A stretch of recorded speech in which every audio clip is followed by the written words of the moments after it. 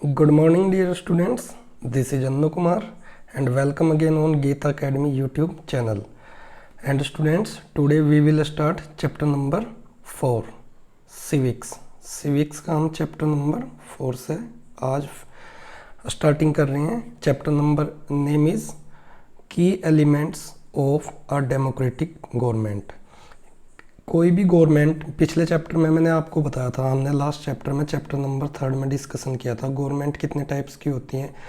एक तो या तो डेमोक्रेटिक होगी या फिर नॉन डेमोक्रेटिक. नॉन डेमोक्रेटिक में आपको बताया था मोनार्की गवर्नमेंट हो सकती है. सो नॉन डेमोक्रेटिक गवर्नमेंट के भी एग्जांपल्स पिछले चैप्टर्स में हमने एग्जांपल्स किए थे और मैंने इम्पोर्टेंट भी बताया था आपको. और इस चैप्टर में हम डेमोक्रेटिक फीचर्स करेंगे, जैसे कि आपको मैंने लास्ट चैप्टर में भी डिस्कशन किया था. डेमोक्रेटिक फीचर्स क्या होते हैं? इक्वालिटी होनी चाहिए, पार्टिसिपेशन होना चाहिए एंड यूनिवर्सल एडल्ट फ्रेंचाइज होना चाहिए. ये सब राइट्स आपको मिलने चाहिए. ये सब क्या हैं? डेमोक्रेटिक जो गवर्नमेंट है उसके फीचर्स हैं. सो इस चैप्टर में हम स्टार्ट करेंगे. जैसे भी एक स्टोरी है अभी, जैसे एक अब मैप आपके सामने एग्जांपल में दिया हुआ है, इंडिया एंड साउथ अफ्रीका. एक स्मॉल सी स्टोरी है, उससे हम थोड़ा सा एग्जांपल समझेंगे और फिर चैप्टर को स्टार्ट करेंगे.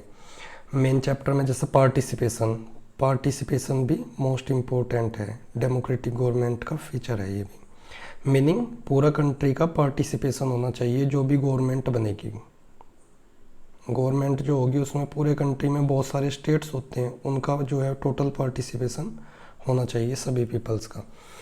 सो स्टूडेंट्स, जो भी स्टूडेंट्स न्यू स्टूडेंट हैं जो हमारे साथ आज केवी के हैं या सीबीएसई के हैं, जो अब इस न्यू सेशन में चैप्टर नंबर 4 में हमारे साथ जुड़े हुए हैं, वो जल्दी से चैनल को सब्सक्राइब कर दें और नीचे जो बेल आइकन है उसको दबा दें. रेड कलर का जो सब्सक्राइब बटन है उसको प्रेस कर दें और वीडियो को लाइक ज़रूर करें. और वीडियो कैसा लगा आपको कमेंट ज़रूर करना है आप सभी को.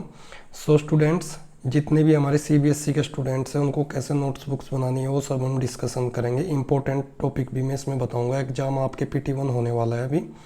सो लेट्स स्टार्ट करते हैं चैप्टर को. और आपको नोटिफिकेशन मिलते रहेंगे अगर आपने बेल आइकन को प्रेस किया हुआ है. जब भी मैं चैप्टर नंबर, एक इम्पोर्टेंट इन्फॉर्मेशन है आपके लिए, PT1 अभी होने वाला है और उसमें आपका चैप्टर नंबर 1 आएगा सिविक्स का. इस चैप्टर के बाद चैप्टर नंबर 4 के जस्ट आफ्टर में आपको चैप्टर नंबर 1 प्रोवाइड कराऊंगा सिविक्स का, और उसमें इम्पोर्टेंट टॉपिक्स और रिवीजन भी आपको बता दूंगा. So let's start the chapter.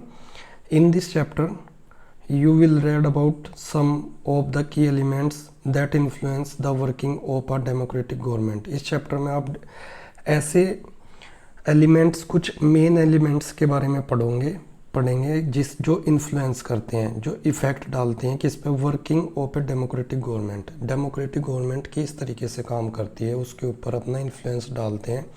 ऐसे कुछ एलिमेंट्स के बारे में हम डिस्कशन करेंगे, स्टडी करेंगे बच्चों.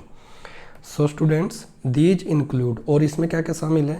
पीपल पार्टिसिपेशन, पीपल का participation. The resolution of conflict, जो हमारी बहुत सारी प्रॉब्लम्स हैं, जो प्रॉब्लम्स का सोल्यूशन कैसे करना है. रिजोल्यूशन ऑफ कॉन्फ्लिक्ट, समस्याओं का समाधान कैसे किया जाता है. डेमोक्रेटिक गवर्नमेंट के फीचर्स हैं, की एलिमेंट्स हैं जिसको हम इस चैप्टर में डिस्कशन करेंगे. इक्वालिटी, मैंने अभी आपको बताया था, एक्सप्लेन किया था कि डेमोक्रेटिक गवर्नमेंट का एक मेन फीचर इक्वालिटी है, एक मेन फीचर है जस्टिस. सभी को न्याय मिलना चाहिए, सभी के साथ everyone should be treated equally. So next देखिए, ये एक मैप शो किया हुआ है यहाँ पे. ये इंडिया का मैप है और ये साउथ अफ्रीका. ये अफ्रीकन कंटिनेंट है स्टूडेंट्स, अफ्रीकन कंटिनेंट है ये सारा, और यहाँ आपका साउथ अफ्रीका. सो एक स्टोरी दी हुई है, देखिए इसको शुरू करते हैं. South Africa is a country that has people of several races. South Africa एक ऐसा कंट्री है जहाँ पर बहुत सारी रेसेस के लोग बहुत सारी जाति प्रजातियों के लोग जो वहाँ पर रहते हैं। देयर आर ब्लैक पीपल, वहाँ पर black people who belong to South Africa, meaning जो ब्लैक पीपल हैं वो वहीं के इंडिजीनियस है, साउथ अफ्रीका के वहीं के लोकल पीपल हैं, वो वहीं के रहने वाले हैं, इंडिजीनियस हैं और जो बिलोंग करते हैं साउथ अफ्रीका से ही। Next, whites who came there to settled. अब देखिए स्टूडेंट्स, जैसे ये साउथ अफ्रीका है, मैं आपको इसमें मैप के थ्रू ही बता देता हूँ। ये देखिए, ये जो यहाँ पे यूरोपियन कंट्रीज़ हैं, यहाँ पे सारा इंग्लैंड हो गया और यहाँ पे फ्रांस, ब्रिटेन, ब्रिटेन इंग्लैंड ही हो गया, ये ब्रिटेन इंग्लैंड का नेम है ओल्ड, ग्रेट ब्रिटेन, और स्पेन, पोर्टुगीज़ और जितने भी यूरोपियन कंट्रीज़ थी, यूरोपियन पावर्स थी, उन्होंने क्या किया, पूरे वर्ल्ड में से एक्सपेंशन किया। किसके लिए? स्टार्टिंग में ट्रेड के लिए। यहाँ से बहुत सारी कंपनियाँ, अलग अलग कंट्रीज़ की कंपनियाँ ट्रेड के लिए गई अलग अलग कंट्रीज़ में, और वहीं से एक इंग्लैंड, ये जो इंग्लैंड है यहीं से एक कंपनी आई, ऐसे यहाँ से सी रूट्स आई इंडिया में, उसका नाम था ईस्ट इंडिया कंपनी। और बाद में इसका सारा ईस्ट इंडिया कंपनी का सारा जो चार्ज था उससे पॉलिटिकल पावर उन्होंने गेन कर लिया, और पॉलिटिकल पावर गेन करने के बाद यहाँ पर उन्होंने अपना रूल इस्टेब्लिश कर लिया था इंडिया में। और फिर सारी पावर, जो टोटल पावर थी वो किसके पास चली गई थी? इंग्लैंड के क्राउन के पास। ब्रिटेन का जो क्राउन था, जो वहाँ का किंग होता था, उसके पास ही सारा हमारे यहाँ पे जितने भी अफेयर्स होते थे, जितने भी मामले होते थे, उन पर डिसीजन फिर इंग्लैंड से लिया जाता था यहाँ से। सेम ऐसे ही यहाँ से कुछ वाइट लोग, ब्रिटिशर्स थे, वो ऐसे यहाँ पे सी रूट्स होते हुए साउथ अफ्रीका आए और यहीं पे फिर वो सेटल हो गए। उन्होंने क्या किया? पॉलिटिकल पावर को गेन कर लिया। सो ये इस तरीके की 17-18 सेंचुरी में इस तरीके की इंसिडेंट्स हुई है पूरे वर्ल्ड में। पूरा वर्ल्ड लेवल पे मैं बता रहा हूँ आपको, 17-18 सेंचुरी में हुआ है। जो क्या हुआ था, इंपीरियल पावर्स ने क्या किया था, अदर कंट्रीज़ में जाकर अपना रूल इस्टेब्लिश कर लिया और पावर को गेन कर लिया। सो अब आपको समझ आएगा कि यहाँ से जो यूरोपियन वाइट लोग थे वो यहाँ पर साउथ अफ्रीका में आ गए। अब आपको क्लियर रहेगा। ये एक्सप्लेन इसलिए किया कि बिकॉज आप लोग न्यूली स्टूडेंट्स हो, 6th क्लास में, आपको चीज़ें थोड़ा सा अंडरस्टैंडिंग आपकी क्लियर होनी चाहिए स्टूडेंट। सो ऐसा नहीं कि बस पढ़ा दिया, उसको स्क्रैम करना है, बस रट्टे मारने हैं, ये नहीं है, समझ में आनी चाहिए चीज़ें।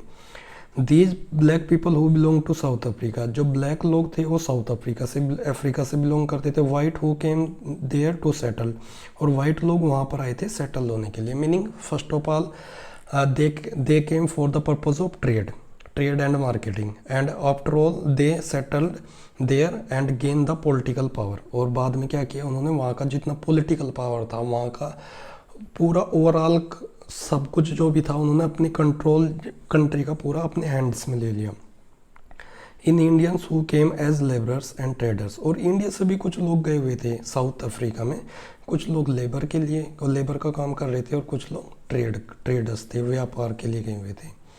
अब देखिए एक स्टोरी है, Maya Naidu an 11th year old South African girl living in the town of Johannesburg. Maya Naidu है एक 11 ईयर की गर्ल है जो जोहान्सबर्ग साउथ अफ्रीका का एक टाउन है, उसमें रह रही है। Was helping her mother clear up old boxes, अपनी मम्मी को हेल्प कर रही है वो जो पुराने बॉक्स पड़े हुए हैं घर में उनको साफ सफाई में। She found a scrap book full of pictures, उसको एक स्क्रैप बुक मिली, मीनिंग एक नोटबुक मिली जो जिसमें क्या था, फुल ऑफ पिक्चर्स, उसमें बहुत सारी पिक्चर्स थी एंड न्यूज़पेपर आर्टिकल्स थे। There were many pictures of young school boy, वो उसमें एक यंग स्कूल बॉय की बहुत सारी पिक्चर्स थी of around 15 years of age, जिसकी एज अराउंड कितनी थी, 15 years. When she asked her mother who the boy was, जब उसने माया नायडू ने जब अपनी मम्मी से पूछा कि ये बॉय कौन था, she was told that she was called, उसकी मम्मी ने बताया कि उसको हेक्टर, आप देखिए इसमें हेक्टर नडलोवो के नाम से उसको जाना जाता था, और उसकी मम्मी ने बताया कि उसका नाम क्या था, Hector Ndlovu. He had been shot by the police, और उसकी माया नायडू की मम्मी ने बताया कि उसको पुलिस के द्वारा शूट कर दिया गया था। Maya was shocked, Maya surprise थी। वाई, पूछा क्यों। सी आस्क्ड, उसने पूछा। Her mother explained that South Africa was earlier governed by apartheid laws. और यहाँ से जो आपका सेक्शन होता है ये मोस्ट इम्पोर्टेंट है। ये 9th क्लास में आपका, मैंने अभी 9th को टीच किया है, वहाँ पे भी मैंने एक्सप्लेन किया है। ये पूरा टॉपिक है 9th क्लास में आपका, सेम रिपीट होगा। सो देखिए साउथ अफ्रीका के बारे में उसकी मम्मी बताती है माया नायडू की कि her mother explained that South Africa was earlier governed by apartheid laws. Apartheid होता है मीनिंग, अपार्टाइड वर्ड्स का मीनिंग है यहाँ पर discrimination on behalf skin colour. Skin colour के बिहाफ पे जो डिस्क्रिमिनेशन होता था उसको कहा गया है अपार्टाइड लॉज। मीनिंग कोई ब्लैक है, वाइट है, सबको प्रिविलेज, डिफरेंट प्रिविलेज दिए हुए थे, विशेषाधिकार सबको डिफरेंट दिए हुए थे। Apartheid means separation on the basis of race.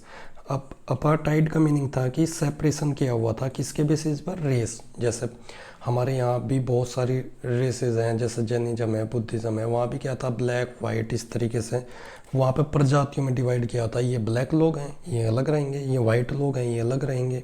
और दिखाता हूँ, बताता हूँ आपको। नेक्स्ट देखिए, South African people were divided into white, black, Indian and coloured races.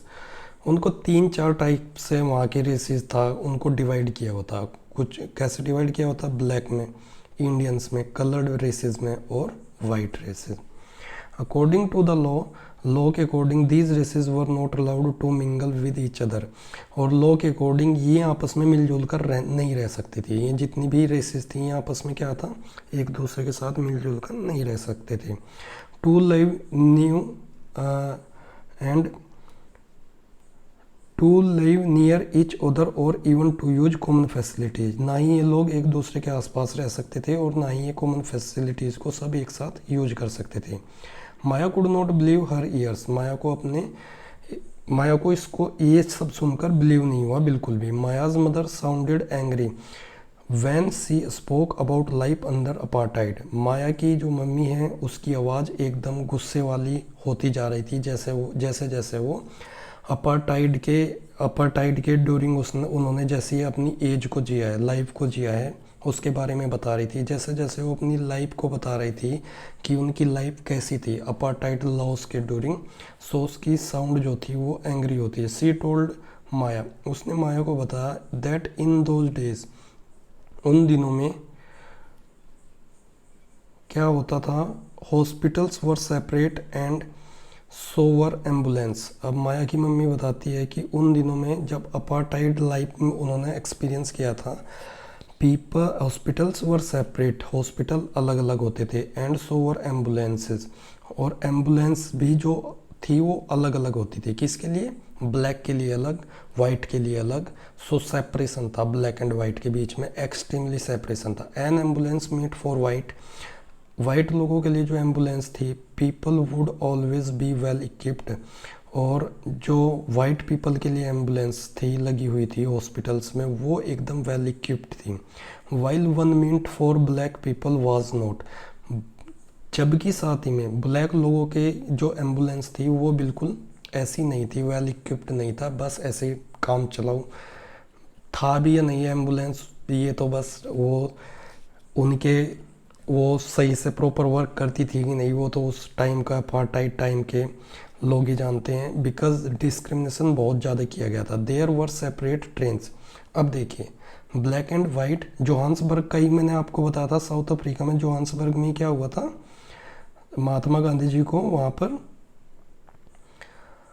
Insult किया गया था ट्रेन से, उनको ट्रेन से उतार दिया गया था बिकॉज वो टिकट में क्या किया था, उनके पास फर्स्ट ग्रेड का टिकट था और वो फर्स्ट ग्रेड में बैठ गए थे, लेकिन फर्स्ट श्रेणी के टिकट में बैठ गए थे।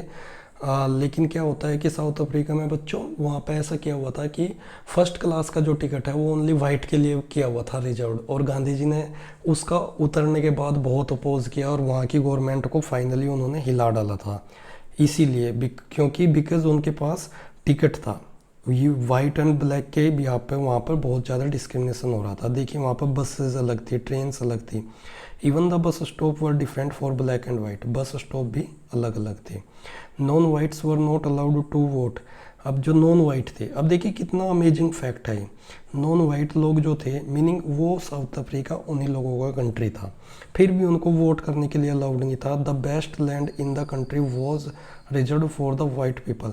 जो कंट्री का बेस्ट पार्ट था, अच्छी वाली लैंड थी, मीनिंग जो एकदम रॉयल एरिया था, वो किसके लिए था कंट्री का? रिजर्व था white people. And non whites had to live on the rest available land. और जो नॉन वाइट थे, मीनिंग ब्लैक और कलर्ड पीपल थे, उनको एकदम सबसे बेकार एरिया उनके लिए अवेलेबल था रहने के लिए।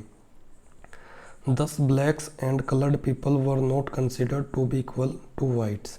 इसीलिए ब्लैक और कलर्ड पीपल को इक्वली कंसीडर नहीं किया जाता था, जितना कि वाइट्स के इक्वली बिल्कुल भी उनको कंसीडर नहीं किया जाता था।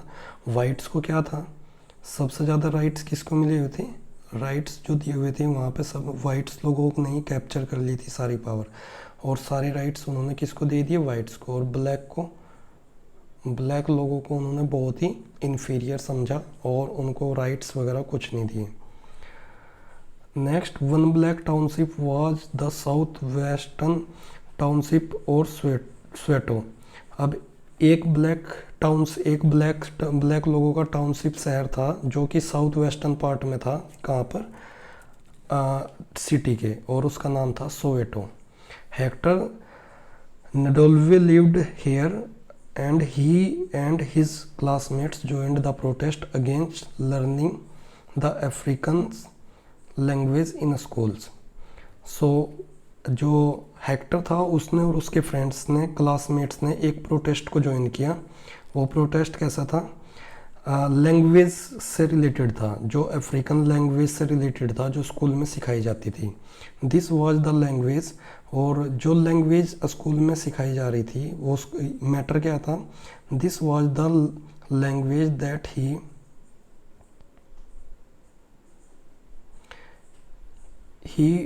ही वाइट स्पोक्स। और जो स्कूल में लैंग्वेज सिखाई जाने वाली थी, जिनके ऊपर ये प्रोटेस्ट किया गया, वो लैंग्वेज सब वो सिखाई जा रही थी स्कूल में जिनको वाइट बोलते थे, मीनिंग इंग्लिश, फ्रेंच, इस तरीके से। Hector and other school students were being forced to learn this language.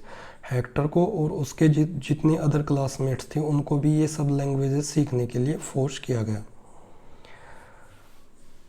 But they wanted to learn their own language Zulu. लेकिन वो अपनी खुद की लैंग्वेज सीखना चाहते थे। ये इम्पोर्टेंट है, जुलू क्या है? साउथ अफ्रीका की लैंग्वेज है, ये ध्यान रखना है आपको। वो अपनी जो खुद की लैंग्वेज थी जुलू, उसी को लर्न करना चाहते थे, उसी को पढ़ना चाहते थे स्कूल में। The South African police beat up the protesters. South African police ने उनको, प्रोटेस्ट कर रहे थे, उनको बड़ा ही मर्सीलेसली उनको बीट किया। And shoot at the crowd, और क्राउड पर शूट कर दिया। One of their bullets killed Hector. और एक गोली किसको लग गई? हेक्टर को एक गोली ने मार दिया। This was on 30th of April 1976, और ये 1976 में हुआ, 30 अप्रैल को। अब देखिए सो स्टूडेंट्स, अब इसमें ये इम्पोर्टेंट पार्ट है यहाँ का। देखो स्टूडेंट्स, हमको 1947 में फ्रीडम मिली, और उस फ्रीडम को दिलाने में सबसे ज़्यादा मेन रोल प्ले किया किसने? इंडियन नेशनल कांग्रेस, INC कहा जाता है। आज आप सुनते होंगे सभी लोग कांग्रेस पार्टी। ये कब बनी थी? 1885 में बनी थी ये।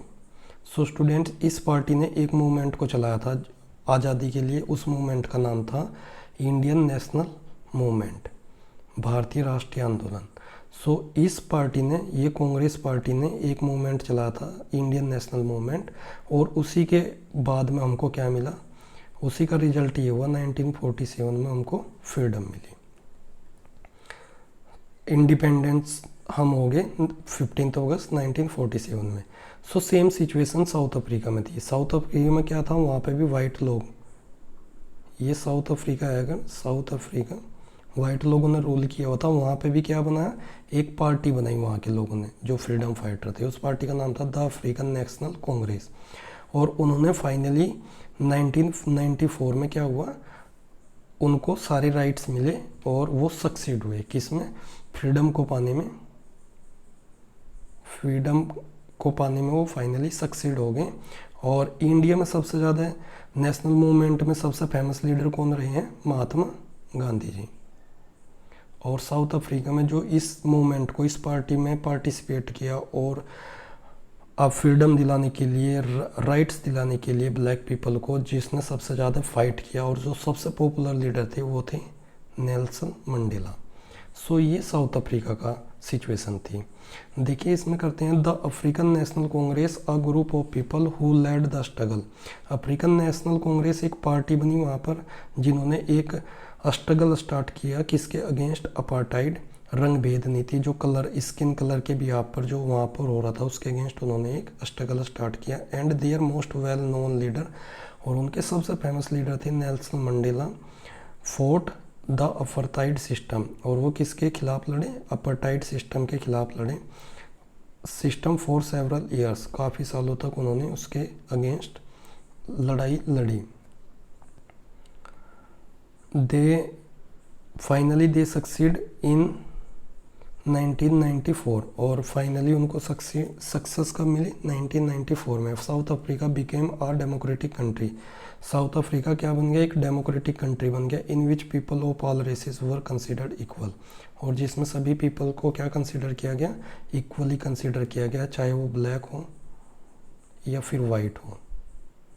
इन सबको क्या माना गया? अब इन सबको इक्वल माना गया, बराबर हो गए हैं लोग। सो नेक्स्ट देखिए, what were Hector and his classmates protesting about. Hector और उसके क्लासमेट किसके बारे में प्रोटेस्ट कर रहे थे? तो ये आंसर यहाँ से हो जाएगा। ये देखिए, वो लैंग्वेज के लिए, कलर्ड पीपल, सॉरी यहाँ से नहीं है, हेक्टर एंड हेक्टर के फ्रेंड्स, ये रहा यहाँ से। सोवियत से स्टार्ट करेंगे, ये आंसर हो जाएगा इसका, ये आंसर बता देंगे। किसके अगेंस्ट कर रहे थे? कमेंट करो। वो अफ्रीकन जो वहाँ पर लैंग्वेज स्कूल में टीच की जा रही थी, लर्न कराई जा रही थी, तो हेक्टर और उसके क्लासमेट्स किसके अगेंस्ट प्रोटेस्ट कर रहे थे? Learning about the languages in the school. हो गया answer. So next students, list 5 ways in which the non whites were discriminated against. 5 ways बतानी है जिसमें नॉन वाइट कौन होगा? यानी कि ब्लैक को किस तरीके से डिस्क्रिमिनेटेड किया जाता था? 5 वेज बताइए। यहाँ पास फर्स्ट बताएंगे, उसमें बताएंगे हॉस्पिटल्स। अभी मैंने बताया हॉस्पिटल्स डिफरेंट थे। बसेज एंड ट्रेन्स उनके लिए सेपरेट थी। ऐसे आपको 5 निकालने, चैप्टर से निकालिए और 5 पॉइंट्स यहाँ लिखिए, ब्लैक के साथ किस तरीके से डिस्क्रिमिनेशन किया गया। अब देखिए, let us now try to understand. अब हम ये समझने की कोशिश करेंगे what a democratic government means to all of us. Democratic government का हम सब के लिए क्या मीनिंग है? देखिए, डेमोक्रेटिक गवर्नमेंट जब होगी स्टूडेंट्स, सो उसमें क्या होगा? पार्टिसिपेशन होना चाहिए, सभी लोगों का इक्वली पार्टिसिपेशन होना चाहिए। मीनिंग डेमोक्रेटिक गवर्नमेंट किसकी होती है? जिसमें पीपल्स गवर्नमेंट को बनाते हों और पीपल पार्टिसिपेट करते हों गवर्नमेंट में। इसमें अब देखिए आ जाएगा, अब यहाँ से start, why do we have regular elections. हमें रेगुलर इलेक्शंस की क्या ज़रूरत है? कि मतलब क्यों हमें नीड, आवश्यकता क्यों है, नीड क्यों है हम लोगों को रेगुलर इलेक्शंस की? You have already read in the previous chapter, आपने प्रीवियस चैप्टर में रीड किया है कि that people make the decisions in a democracy. Previous chapter में हम अभी डिस्कशन करके आ चुके हैं कि डेमोक्रेसी में सारे डिसीजंस बनाने में कौन रोल प्ले करता है? People, through voting in elections. और पीपल कैसे रोल प्ले करते हैं? थ्रू वोटिंग इन इलेक्शंस में वोट करके पीपल इलेक्ट लीडर्स। पीपल अपने लीडर्स को इलेक्ट करते हैं, एमपी एमएलएज को, टू रिप्रेजेंट देम, जो कि उन पीपल को रिप्रेजेंट करता है। जैसे हमारे एरिया का एमपी है, एमएलए है, वो सब हमारा क्या है? रिप्रेजेंटेटिव है। वो हमारी जितने भी एक कॉन्स्टिट्यूएंसी की, जितनी भी एक कॉन्स्टिट्यूएंसी इंडिया है पूरा, इसमें छोटा छोटा सा कॉन्स्टिट्यूएंसी बनी हुई है। सो उसमें क्या होगा? एक कॉन्स्टिट्यूएंसी से एक एमपी इलेक्ट होकर जाएगा और वो एमपी पूरी कॉन्स्टिट्यूएंसी, इस पूरी कॉन्स्टिट्यूएंसी को क्या करेगा? रिप्रेजेंट करेगा। कहाँ पे? पार्लियामेंट में। ठीक है ना students? These representative take decisions on behalf of the people. और हम लोगों के बिहाफ पे, पूरा पीपल के बिहाफ पे ये जो रिप्रेजेंटेटिव होते हैं यही क्या करते हैं, रूल्स बनाते हैं, पॉलिसीज़ बनाते हैं हमारे लिए, जो भी स्कूल फैसिलिटीज़ प्लानिंग करते हैं, ये सब कौन करता है, जो हमारे रिप्रेजेंटेटिव है वो सब पार्लियामेंट में बैठकर करते हैं। और ये किसके बिहाफ पर करते हैं, हमारे बिहाफ पर, हमारी कॉन्स्टिट्यूएंसी को वो क्या करते हैं, रिप्रेजेंट करते हैं। इन डूइंग सो, ऐसा करने में, it is assumed that people will keep in mind the voice and interest of the people. और ऐसा माना जाता है कि ऐसा करने में, डिसीजंस लेने में, वो क्या करेंगे, हम सब लोगों की आवाज़ को ध्यान में रखेंगे, हमारी आवाज़ को सुनेंगे और इंटरेस्ट को, जो लोगों को, जैसा कोई भी, मैंने बताया था ये अभी कंट्री है, जब भी ये हमारे रिप्रेजेंटेटिव डिसीजंस लेंगे, जैसे बहुत सारी कॉन्स्टिट्यूएंसीज हैं, इन कॉन्स्टिट्यूएंसी यहाँ से एक एमपी गया है हमारे एरिया का, जैसे कच्छ का एमपी है, तो वो क्या करेगा, जो भी डिसीजंस लेगा, डिसीजंस लेते टाइम वो क्या करेगा, हम सब लोगों की वॉइस, जो हमारे एरिया के लोग हैं उनकी क्या डिमांड है, क्या आवाज़ है और उनके क्या इंटरेस्ट है, उसको ध्यान में रख कर ही वो लोग डिसीजंस लेंगे। All government are elected for fixed periods, सभी जो गवर्नमेंट्स होती है वो इलेक्टेड होती है फिक्स्ड पीरियड के लिए।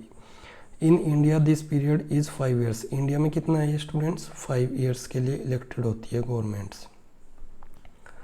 Once elected governments can stay in power only for that period, एक बार जो गवर्नमेंट इलेक्टेड हो जाती है वो इतना पीरियड के लिए क्या हो जाती है, फिर स्टे करती है वो गवर्नमेंट, 5 ईयर्स स्टे करती है।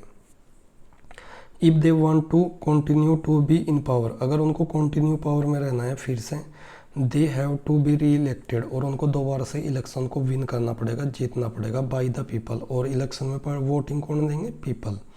अगर पीपल को पसंद नहीं आई तो वोट नहीं देंगे और गवर्नमेंट क्या होगा, गिर जाएगी, गवर्नमेंट किसी दूसरी पार्टी की बन जाएगी।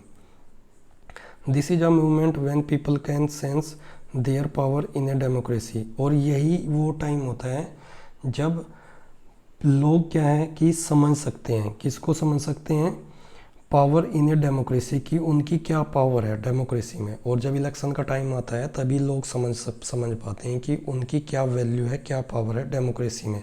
इन this way the power of the government gets limited by regular elections, और इस तरीके से जो गवर्नमेंट की पावर है उसको लिमिटेड किया जाता है रेगुलर इलेक्शन से, जैसे कि बार बार इलेक्शन होते रहते हैं, तो गवर्नमेंट्स की पावर्स को क्या किया जाता है, लिमिटेड में रखा जाता है, लिमिटेड किया जाता है उसको, बार बार इलेक्शन कराकर।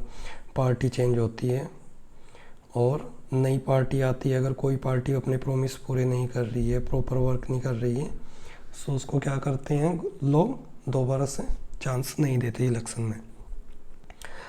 Next, other ways of participating, दूसरे और भी कुछ रास्ते हो सकते हैं पार्टिसिपेशन के, ये आपका टॉपिक बन जाएगा, टॉपिक नंबर 3 हो जाएगा ये आई थिंक अब आपका, और इसमें भी आप मेन नोट्स जो मैं बताऊंगा उसको राइट करेंगे notebook. Election are usually held once in 5 years, election usually कितनी ईयर्स पे होता है, ये सभी 5 ईयर्स पे इलेक्शन होता है, सभी स्टूडेंट्स को रिमेंबर रखनी है। 5 ईयर्स तक के लिए आपने देखा होगा सीएम या पीएम कितने ईयर्स के लिए बनता है, 5 ईयर्स के लिए, लर्न कर लेना है, माइंड में सेट कर लेनी है ये बात बच्चों। सो मेरे प्यारे बच्चों ध्यान रखना है, आगे आपको काम आएंगी ये सब चीज़ें। Besides voting there are other ways of participating in the process of government, voting के अलावा भी बहुत सारे ऐसे वेज हैं जिससे हम पार्टिसिपेट कर सकते हैं गवर्नमेंट में। देखिए, people participate by taking an interest in working of the government, people कैसे पार्टिसिपेट कर सकते हैं, गवर्नमेंट के जो वर्क्स हैं उनमें इंटरेस्ट लेकर, गवर्नमेंट क्या काम कर रही है उसमें ध्यान देकर, रुचि लेकर, इंटरेस्ट लेकर पीपल पार्टिसिपेट कर सकते हैं। और दूसरा वे क्या है, बाई क्रिटिसाइजिंग व्हेन रिक्वायर्ड, और दूसरा वे ये है कि गवर्नमेंट को क्रिटिसाइज कर सकते हैं, ये भी क्या है, गवर्नमेंट में पार्टिसिपेशन लेना है। जैसा आज हम करते हैं, कांग्रेस ने क्या किया, कोई कहता है बीजेपी ने क्या किया, ये क्या है, क्रिटिसाइजिंग, बीजेपी अच्छा कर रही है, कोई कहता है कांग्रेस बुरा कर रही है, कोई ये वो कर रहा है।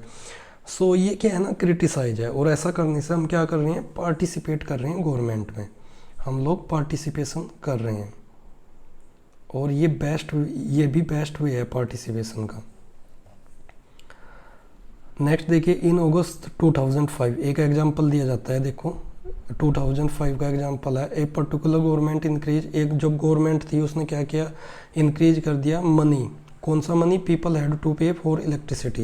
इलेक्ट्रिसिटी का जो बिल होता है उसका बिल जो है बढ़ा दिया गया था, मनी बढ़ा दिया गया था। पीपल एक्सप्रेस देयर डिसअप्रूवल, और लोगों ने उससे अपना डिसअप्रूवल, असहमति, लोग उससे ना खुश हुए, बिल बढ़ा दिए गए किसके? बिजली के। 2005 की बात है। People express there disapproval very sharply, लोगों ने बड़े तेजी से एकदम से अपना असहमति दिखाई। सभी लोगों ने कहा कि नहीं, ये दिस इज रॉन्ग, ये गलत है, इतना इलेक्ट्रिसिटी का बिल बढ़ाया। दे टुक आउट रैलीज, उन्होंने रैलियाँ निकाली। And also organise a signature campaign, और उन्होंने सिग्नेचर कैंपेन चलाया। The government tried to explain, और गवर्नमेंट ने क्या किया, जो डिसीजन गवर्नमेंट ने लिया, गवर्नमेंट ने उसको एक्सप्लेन करने की कोशिश की। एंड डिपेंड, उसको बचाने की कोशिश की ताकि वो डिसीजन वापस ना लेना पड़े, its decision. But finally listened to the people's opinion, लेकिन फाइनली जब गवर्नमेंट ने लोगों के ओपिनियंस को सुना, उनके विचारों को सुना, बहुत सारी पीपल के विचारों को सुना, and withdrew the increase. So finally क्या करना पड़ा सरकार को, जब पावर किसके हाथ में होती है? पीपल्स के। अगर विड्रॉ नहीं करते, उसके विड्रू कर लिया। उसको क्यों किया? बिकॉज नेक्स्ट टाइम लोग वोट नहीं देंगे। सो गवर्नमेंट ने क्या किया, उस डिसीजन को वापस ले लिया। The government had to change its decision, और गवर्नमेंट को अपना डिसीजन फिर चेंज करना पड़ा। Because it is responsible to the people, क्योंकि ये गवर्नमेंट क्या है? पीपल के लिए रिस्पॉन्सिबल है। नहीं तो नेक्स्ट टाइम क्या करेंगे? लोग वोट नहीं देंगे। देयर आर मैनी वेज, अब देखिए students, there are many ways in which people express their views and make governments understand. और भी बहुत सारे तरीके हैं जिससे कि एक्सप्रेस करने के अपने व्यूज़, अपने विचार, एंड गवर्नमेंट को समझाने के लिए कि कैसे एक्शंस सरकार को लेने चाहिए। और भी बहुत सारे तरीके हैं अपने विचारों को एक्सप्रेस करने के लिए और गवर्नमेंट को ये बताने के लिए कि गवर्नमेंट को कैसे काम करने चाहिए। दीज इंक्लूड, इसमें शामिल है धरना, release, strikes, signature campaigns etc। और इसमें क्या क्या शामिल है? धरना, रैली, स्ट्राइक्स, हड़तालें देखी होंगी आपने, सुना होगा आज गुजरात बंद है, आज भारत बंद है, ये सब क्या है? Strikes, signature campaigns etc। और भी बहुत सारी चीज़ें हैं student. Things that are unfair and unjust, अगर कुछ चीज़ें गलत हैं, अनफेयर हैं, अनजस्ट हैं, और ऑल्सो ब्रॉड फॉरवर्ड, उनको भी जनता क्या करती है? पीपल क्या करते हैं? सामने लाते हैं, रैलीज निकालते हैं, धरने प्रदर्शन करते हैं अगर कुछ चीज़ें गलत हो रही हैं।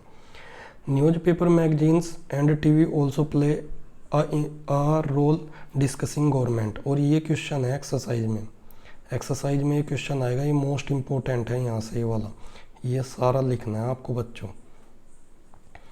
सो देखिए, थिंग्स जो गलत हो रही हैं हमारे आसपास, उनको भी सामने लाया जाता है किसके द्वारा? रैली, धरना, प्रदर्शन, ये सब करके। और भी कौन से पार्ट हैं, जो चीज़ें हैं जिसके द्वारा हम पार्टिसिपेट कर सकते हैं? Newspaper, magazines and TV also play a role in the discussing government issues and responsibilities. Newspaper और मैगजीन और टीवी ये सब भी एक इम्पोर्टेंट रोल प्ले करते हैं गवर्नमेंट के जो मुद्दे हैं उनको डिस्कशन करने के लिए, और गवर्नमेंट की क्या क्या रिस्पॉन्सिबिलिटीज है उन सबको डिस्कशन करने के लिए टीवी, रेडियो, न्यूज़पेपर, मैगजीन्स ये सब भी इम्पोर्टेंट रोल प्ले करते हैं। वाइल इट इज़ ट्रू, ये भी सच है कि that our democracy allows people to participate, ये सच है कि डेमोक्रेसी क्या करती है? सभी पीपल को पार्टिसिपेट करने के लिए गवर्नमेंट में अलाउ करती है। It is also true that not all section of people are actually to be able so, और ये भी सच है कि सभी जो किसी भी एरिया के सभी लोग हैं वो डायरेक्टली पार्टिसिपेट नहीं कर सकते। हम लोगों के क्या होते हैं कि रिप्रेजेंटेटिव पार्टिसिपेट करते हैं। Another way for people to participate is, और एक दूसरा वे भी है पार्टिसिपेट करने का गवर्नमेंट में, डेमोक्रेटिक गवर्नमेंट में, is by organising themselves into social movements. खुद को हम क्या कर सकते हैं? सोशल मूवमेंट्स स्टार्ट कर सकते हैं। ये भी क्या है? गवर्नमेंट में पार्टिसिपेट करने का एक तरीका है डेमोक्रेटिक में। That seek to challenge the government and its functioning, और ये सोशल मूवमेंट्स जो होते हैं, सामाजिक आंदोलन जो होते हैं, ये सरकार को क्या करते हैं? चुनौती देते हैं किसके लिए? गवर्नमेंट जो भी काम कर रही है उसके लिए सरकार को चुनौती दे सकते हैं। Members of the minorities community, जो मेंबर्स होते हैं माइनॉरिटी कम्युनिटी के, जैसे दलित्स हैं, आदिवासी हैं, वुमेन्स हैं, ये सब लोग भी पार्टिसिपेट कर सकते हैं। किस तरीके से? सोशल मूवमेंट्स से। सोशल मूवमेंट्स के द्वारा ही ये सब लोग किस में? डेमोक्रेटिक गवर्नमेंट में पार्टिसिपेट कर सकते हैं स्टूडेंट्स। अब देखिए, if a country people are alert, अगर किसी कंट्री के पीपल बहुत अलर्ट हैं and interested in how the country is run, और वो इंटरेस्टेड हैं जानने में कि कंट्री कैसे चल रहा है, the democratic character of the government of that country will be stronger. So उस कंट्री का जो डेमोक्रेटिक कैरेक्टर है वो बहुत ही स्ट्रोंग होगा, मजबूत होगा, बेस्ट होगा, और एकदम बेस्ट डेमोक्रेटिक सिस्टम होगा जहाँ पर पीपल के अलर्ट हैं और इंटरेस्टेड हैं कि किस तरीके से कंट्री को चलाया जा रहा है। So the next time we see a rally winding through the state. So students, अब जब भी हम अपने आसपास कोई गली में से, अपनी स्ट्रीट में से कोई रैली को जाते हुए देखेंगे, our cities, our town, our village, कहीं भी हमारी गली में, कस्बा, टाउन, शहर, विलेज, कहीं से भी कोई रैली जा रही होगी अब से आगे के टाइम में, we should pause to find, और हम रुक जाएंगे ये पता करने के लिए, फाइंड आउट करने के लिए what the rally is about, ये रैली क्यों निकाली जा रही है। तो आप लोगों को जानना चाहिए बच्चों, आप अपना फ्यूचर है हमारे देश का। सो आप लोगों को इस नेक्स्ट टाइम से जब भी कोई रैली, धरना, प्रदर्शन होगा तो आपको रुकना है और पता करना है ये क्यों प्रोटेस्ट कर रहे हैं लोग। Who is participating in it, आपको जानना चाहिए कि कौन इसमें पार्टिसिपेट कर रहा है, and what they are protesting about, किसके खिलाफ वो लोग प्रोटेस्ट कर रहे हैं। This will help to give us a sense of how our government works, और यही हमको समझने में मदद करेगा कि हमारी सरकारें कैसे काम कर रही हैं। सो स्टूडेंट्स, ये आज तक के हमने हाफ चैप्टर कर लिया है। अब नेक्स्ट चैप्टर करेंगे हम ये कंप्लीट पार्ट नंबर 2 में, और पार्ट नंबर 2 देखने के लिए नीचे सब्सक्राइब, रेड कलर का सब्सक्राइब बटन है, उसको पूरी ताकत के साथ दबा दो, उसको ग्रे कर दो, एंड साइड में एक घंटी वाला बेल आइकन है उसको भी प्रेस कर दो, बिकॉज जो भी मैं पार्ट 2 जैसे ही अपलोड करूँगा उसका नोटिफिकेशन आपके पास आएगा।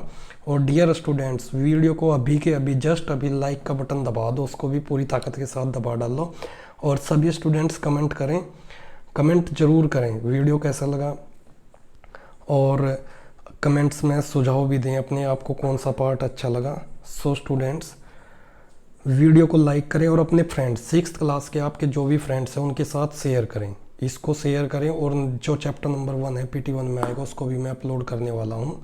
सो स्टूडेंट्स, आपके लाइक्स मुझे मोटिवेट करेंगे और मैं और भी अच्छे वीडियोज आपके लिए लेकर आऊँगा। जितना ज़्यादा आप लाइक करेंगे मुझे उतना ही मोटिवेशन मिलेगा आप लोगों को टीच करने में बेस्ट एंड क्वालिटी वे, एकदम बेस्ट होगा और क्वालिटी वाले वे में आपको क्वालिटी मिलेगी, एकदम बेस्ट क्वालिटी मिलेगी। So students, Geeta Academy YouTube channel को अपने फ्रेंड्स को भी सजेस्ट करें और ज़्यादा से ज़्यादा शेयर करें, जितना ज़्यादा हो सकता है शेयर करें चैनल को, और लाइक करना बिल्कुल भी मत भूलें। कमेंट में 6th क्लास, स्पेशली मैं कहूँगा 6th क्लास से मुझे बहुत ज़्यादा रिस्पॉन्स मिला है, एंड आपके रिस्पॉन्स के लिए थैंक यू सो मच। और बने रहिए पार्ट 2 के लिए, और चैप्टर नंबर 1 में लेकर आपके लिए आऊँगा ही। So students, thanks a lot for watching, and thanks a lot to be a part of Geeta Academy, और कंटिन्यू जुड़े रहिए हमसे, घर पर रहिए, सेफ रहिए, और स्टडी करते रहिए। अच्छे से मार्क्स लाना है इस बार, सभी बच्चे अच्छे से मार्क्स लाएंगे। और आपकी प्रिपरेशन कैसी चल रही है नीचे कमेंट में बताइए सभी लोग, आप लोगों ने फर्स्ट चैप्टर को रिवाइज किया है कि नहीं। अगर रिवाइज किया है तो लिखिए, sir I am revised the first chapter civics. So civics का जिसने भी रिवाइज कर लिया फर्स्ट चैप्टर, नीचे कमेंट बॉक्स में ज़रूर बताएं मुझे। So students, have a nice day, thanks a lot again watching our session, and bye bye, take care.